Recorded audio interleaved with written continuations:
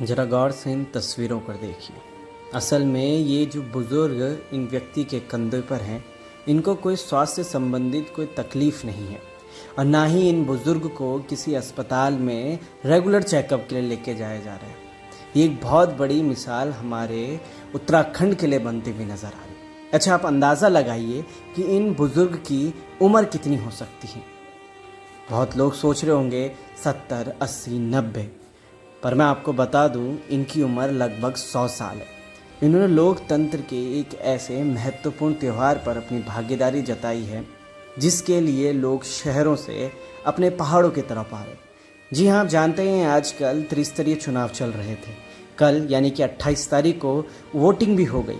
हर एक क्षेत्र में प्रत्याशियों ने अपनी अपनी दावेदारी ज़रूर जताई, मगर उन तमाम तस्वीरों के बीच एक तस्वीर ये भी, ये 100 साल के बुज़ुर्ग आज अपना एक मत देने कम से कम नहीं भी 2 से 3 किलोमीटर दूर से आए हैं और जब चल नहीं पाए तो उनके बेटे ने स्वयं उन्हें अपने कंधे पे उठाकर तब घर लेके गए, इस उम्मीद में कि जो जनप्रतिनिधि उनसे वादे करके गया है वो वादे पूरे करेगा। आखिर क्या चाहिए इन बुज़ुर्ग को?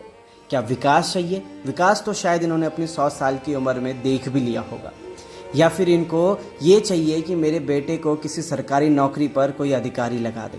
नहीं, असल में इन्हें सिर्फ और सिर्फ यही चाहिए कि जिस जनप्रतिनिधि को मैंने चुना है या फिर जिसे मैं जीत की तरफ लेके जा रहा हूँ वो मेरे सुख दुख में खड़ा हो जाए।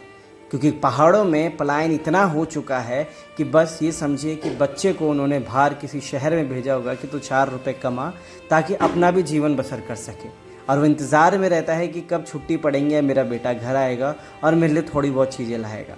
एक तरफ वो इंतज़ार में भले अपने बच्चे के रहता है, वहीं दूसरी तरफ उस नेता के भी रहता है। डोर टू डोर कन्विंसिंग करने के लिए वोटिंग के समय तो जाता है, मगर 5 साल में अपना ना तो चेहरा दिखाता है और ना ही कभी राम राम करता है। इस 100 साल की उम्र के बुज़ुर्ग ने एक इतिहास तो ज़रूर रचा है कि मतदान एक बहुत महत्वपूर्ण दान होता है जो सिर्फ और सिर्फ 5 साल में एक बार आता है। तो उन्होंने इस पहलू को नहीं छोड़ा और ये देखिएगा अपने कंधे पर उनके बेटे उनको कैसे लेके जा रहे हैं।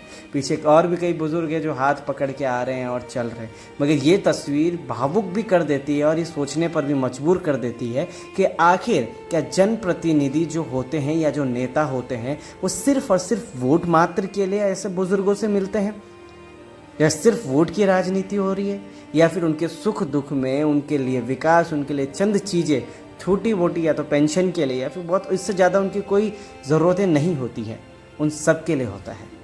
बने रहेगा लोकार्पण के साथ इस महत्वपूर्ण त्यौहार में। आपने भी अपना मत दिया होगा, अब जीत किसकी वो भी देखनी होगी।